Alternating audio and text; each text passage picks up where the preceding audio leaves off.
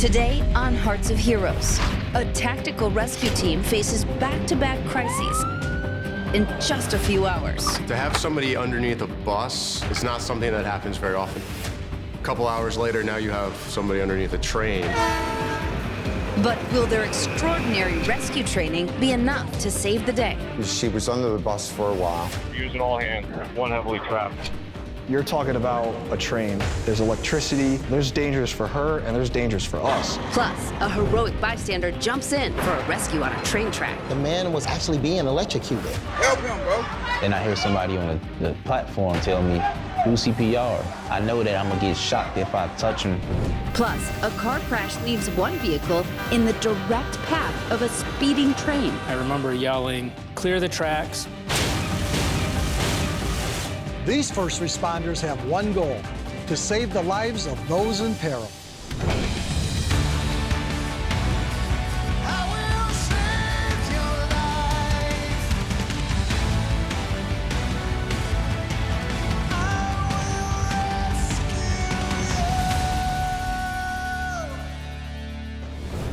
Tactical rescue teams are an elite group of first responders, trained in an array of unique rescues, from swift water to specialized victim extractions. But extreme tactical rescues are fairly uncommon. So imagine being part of one of these teams and you're called to perform not one, but two specialized rescues, each within a few hours of each other. Thankfully, these well-trained first responders were prepared for both. She got struck by a Metro North bus. Someone got ran over by a bus. She's under the bus. Getting her up to the hospital as fast as possible was paramount. All hands clear, now. A couple hours later, now you have somebody underneath a train. It was like game time again. It was like playing a doubleheader. It's not something that we experience very often. Just 34 miles outside New York City lays Stamford, Connecticut. It's the second most populous city in the state and home to 9 Fortune 500 companies. We live right next to New York City. We get all the commuters from New York that work in Stamford. We have about 120,000 permanent residents, but our daytime population can swell up to 200,000+. We have a lot of people passing through. It's a lot of activity. With so many people moving in and out of the city, first responders have to be prepared for any type of emergency. We're one of the few departments in the state of Connecticut that has a full-time staffed heavy rescue company. All of the members assigned to that firehouse have technical rescue training. So one flat and then two on top. We're all trained in rope rescues, water rescues. We're all divers, so we can handle anything that really gets thrown at us. Tactical rescue teams spend countless hours training and practicing to make sure their skills are well honed. It's a diverse training schedule, but every day there's a different topic that's assigned. Use of airbags is something that we do weekly. We take all of our air tools out, the airbags, and we'll simulate lifting something. Yeah, let's go with these two. This is demonstrating if we had somebody who was underneath a heavy vehicle, they're going to be lifting using high-pressure airbags and wood cribbing. Rescuers set up blocks of 4x4s called cribbing on both sides of the airbags. The cribbing is placed there as a safety precaution. You're making that solid connection between the gap between the bus and the ground. If the bags fail or the bus comes down, it doesn't come back down on top of it. Once the cribbing is in place, the airbags slowly lift the machinery so the victim can be pulled from underneath the vehicle. We've lifted it about 5 inches, so we're able to get the wheels almost off the ground and quite a bit of room now to get the victim out. These types of rescues are highly unusual, but this specialized training was vital on a summer afternoon in 2022. We got the call for a pedestrian struck by a vehicle. Stand for 911. Someone got ran over by a bus. She's under the bus. Yep, we're on the way, yep. It was confirmed that she was pinned under the bus. This is one, rescue one, medic one, UBS captain one, for vehicle accident with injuries. We're getting hopeful calls on this. I'll be there in about 3 seconds. I'll give you an update when I get there. We pulled up to the scene. There was a big commotion, and when you have a commotion like that, you're gonna be going to work. It's not uncommon to have people who are struck by a vehicle, but being struck by a bus and then being still under the bus was quite uncommon for us. We're using all hands. One heavily trafficked under a city bus. She was responsive and she was very brave. She was calm, she was collected. How often do you actually look underneath the bus and you see somebody pinned? And then how often are they actually talking to you? It was almost like surreal. Captain Harriet said this will most likely be an airbag lift. The technical rescue, I received you officer on scene. Gonna need the airbag. Copy that, airbag. I was instructed to grab all the airbag equipment and start getting that set up and ready. Eric and Greg had already brought all the equipment over to utilize the bags. And then we also had to set up multiple crib stacks along the bus to capture the load. All right, Nick, stand by. We're just arranging some cribbing. Even though she was able to speak, her life was in serious danger. We weren't sure how much weight was actually on her. She could possibly still have some serious internal injuries from the compression. So getting her out and getting her up to the hospital as fast as possible was paramount. Coming up, first responders get called to a second life-threatening rescue. She slid down and ended up under the train. But first, a tip to keep you safe. In threatening situations, many of us freeze up. It's natural and hard to overcome. If this happens to you, take deep breaths, evaluate your surroundings, and listen to first responders. Remember, in any emergency, stay calm, collected, and communicate. These 3 simple rules might just save your life.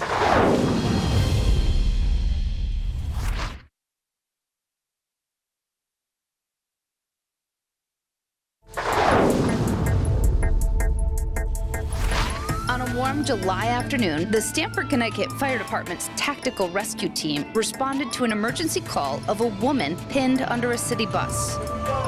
They quickly set up airbags to try to lift the 50,000-pound vehicle off the woman. They didn't know the extent of her injuries, and the clock was ticking. We're gonna do this slowly, so we're not gonna make things worse for her, but we have to lift this bus up. We have to get it off. All hands are clear for lifting. Lifting up. The bus went up really slow, though. Definitely everything does slow down. You still have that uneasy feeling that she could have internal injuries, and so that makes us want to get that bus off of her quicker. She could feel it. She's like, the bus is coming up, the weight's coming off.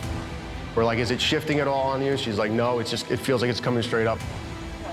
Everybody was doing their job. Everything was in place. The medics were right there. They were able to package the patient and slide her out.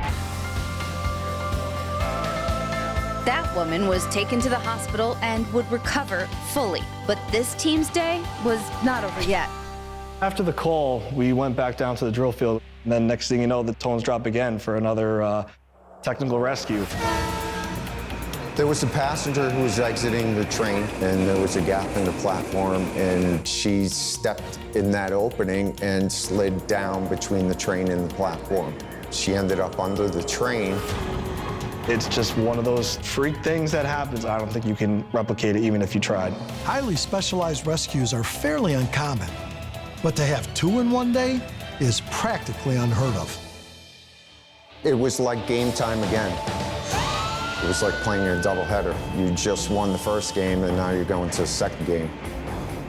The tactical team arrived and immediately jumped into action. There's lots of fire trucks, there's lots of bystanders.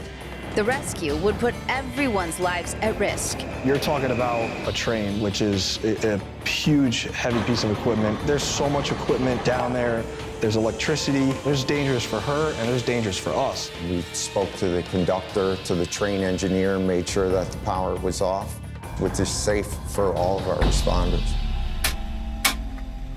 The conductors, the engineer, they did a fantastic job. They were able to stop that train, which inevitably saved their life. So that's when the guys went underneath the train.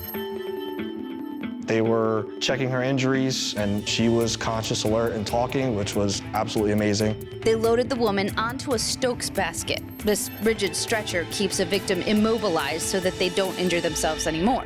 She was thankful talking. She was actually cracking a couple jokes. That's the stuff that we want to see. And to have the patient actually talking, not seriously injured, it's amazing. To have a technical rescue that involves a mass transit bus and also a Metro North train was pretty unique. To have a positive outcome, we were thrilled with that. It's one of the greatest feelings in the world. To have 2 great outcomes after a day like that, I mean, that's what we're here for. That's what we do. The entire team stepped up. All the personnel on scene contributed to the successful outcome. And there's really no better feeling watching your people work together, but also succeed together. Coming up, a freight train races toward a car that had just been in a crash, putting the injured passenger inside at even greater risk. As soon as I got up there, I had maybe 10 seconds. But first, emergencies often happen right at home. So here's a tip to keep you safe when you're frying up food for the family. Deep frying is a popular way to prepare food, but cooking with oil, if not done properly, can be dangerous. Here are a few rules that will help keep you safe while deep frying your foods. Number 1, use the right equipment. A store-bought deep fryer is safest, but if you're using your stovetop, use a heavy bottom frying pot. 2, use a cooking thermometer to gauge oil temperature. Keep it between 350 and 375 Fahrenheit to avoid dangerous overheating. And finally, be prepared by keeping a fire extinguisher within reach. Remember, following a few simple rules will help keep your food crispy and your home safe.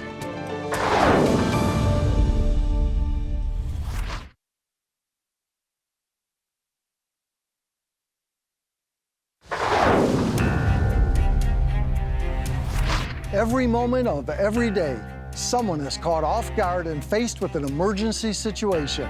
And you're about to see just that. The good news is the first responders were right there on the ready. Thankfully, they jumped into action and made an impact on the folks you're about to meet that they'll never forget.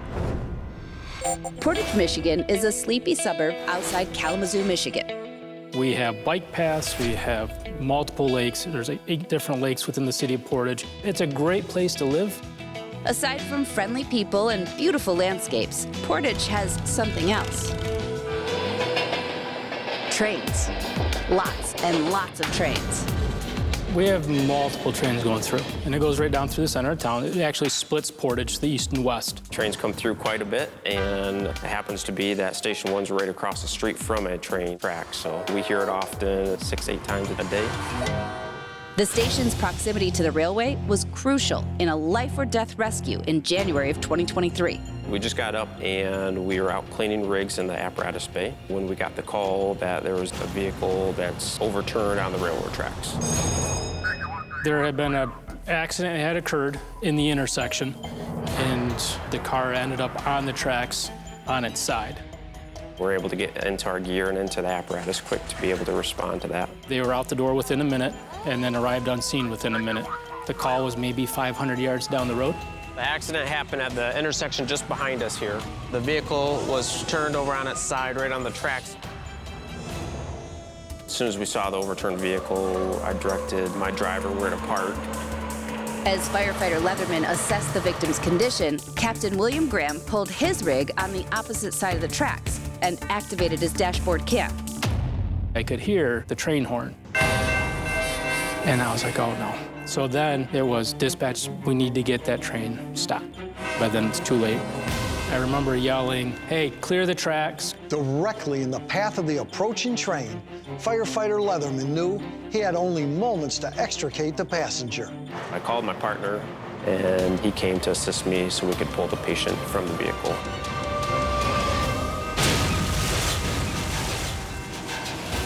Unaware that firefighter Leatherman, his partner, had safely cleared the scene, Captain Graham watched in horror from the opposite side of the track. I could hear it, and just the crunching, like a soda can that you would crush really fast. Once the train passed, Captain Graham approached another first responder nearby.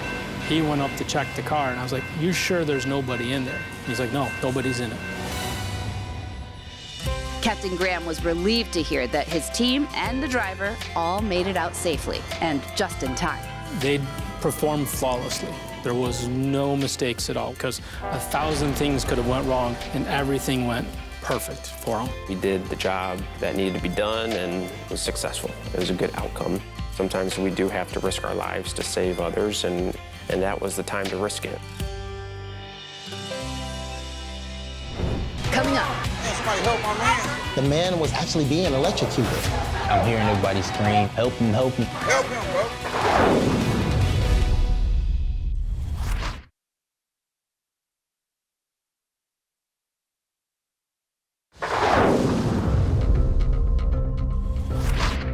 Every day, millions of people rely on trains to get them from one place to another.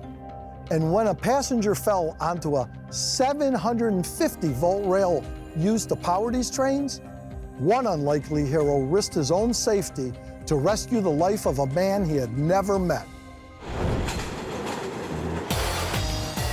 Every day, Chicago's train system carries 750,000 people to 145 stations. But the Windy City's train system is different than the underground railways of New York or Boston. If you've ever been in Chicago, you will see how our platforms are elevated and visible for the public and everyone to see.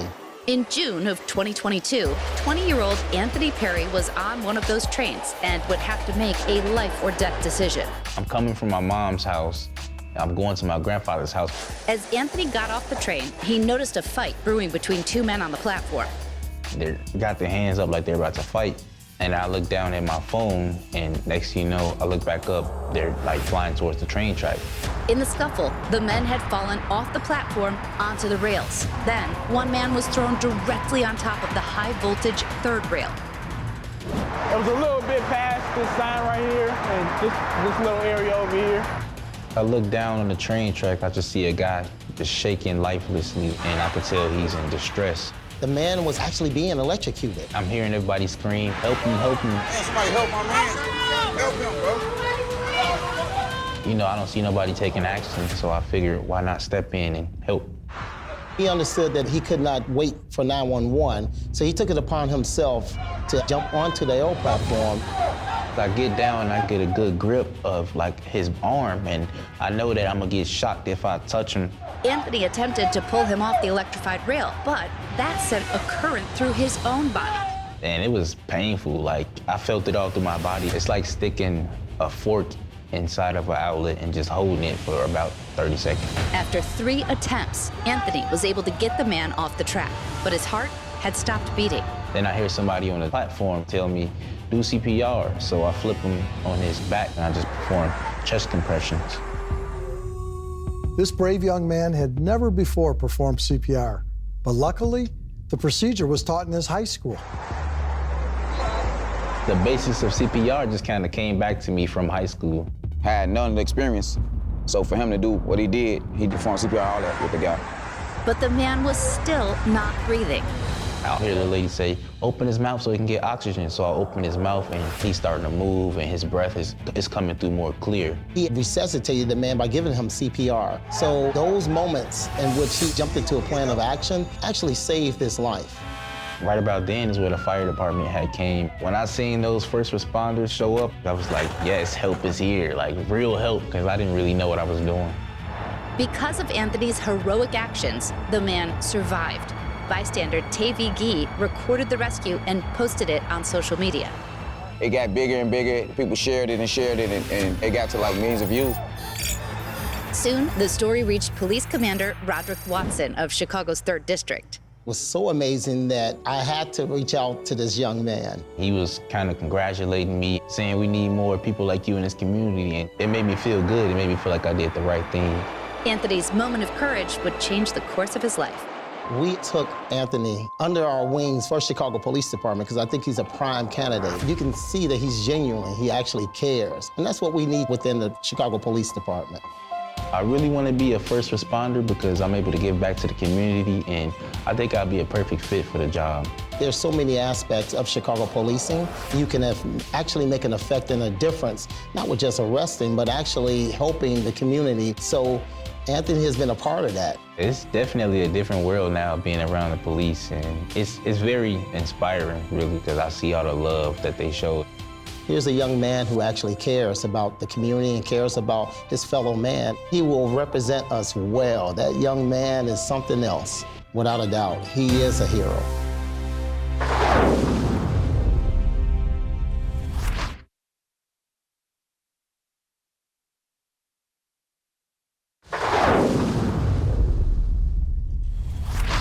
We We have just met some unlikely and incredible heroes. The good news, you can be a hero too.